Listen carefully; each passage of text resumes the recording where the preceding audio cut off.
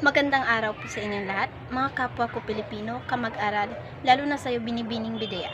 Ako po ay si Rhea Miim Lastimoso.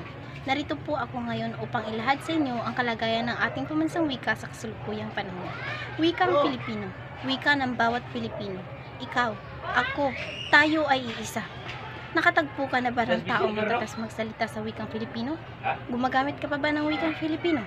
Hindi nakapagtataka na baka isang araw, mamulat ka na lamang sa katotohanan ang ating sariling wika ay tuluyan ng nalimot ng napakaraming Pilipino. Tunay na napakalaga ng wika sa pang-araw-araw na aspekto ng ating pamumuhay. Wika ang ginagamit natin sa pakikipagtalastasan. Sa pamamagitan nito na ipapahayag natin ang sarili natin sa loobin at kaisipan. Ang wikang Filipino ay ang tinaguriang pambansang wika ng Pilipinas. Ipagmalaki at mahalin natin ang ating wikang pambansa sapagkat ito ay pinaglaban ng ating mga ninuno sa mga nakaraang panahon. Ang asignaturang Filipino ay nakakatulong sa atin sa pagsulat, pagbasa, komunikasyon at pag-aaral. Ang wikang pambansa natin ay susi at daan ng maayos na komunikasyon upang magkakaintindihan ang bawat isa.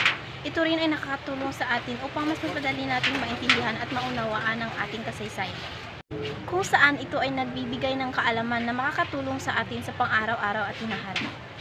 Kaya dapat lang na maging layunin natin na ipabatid sa lahat ang kahalagahan ng paggamit ng wikang Pilipino, sapagkat ito ay napakahalaga sa atin para makipag-ugnayan sa kapwa natin Pilipino. Kaya dapat lang na ipaglaban, mahalin at ipagmalaki natin ang ating wikang Filipino.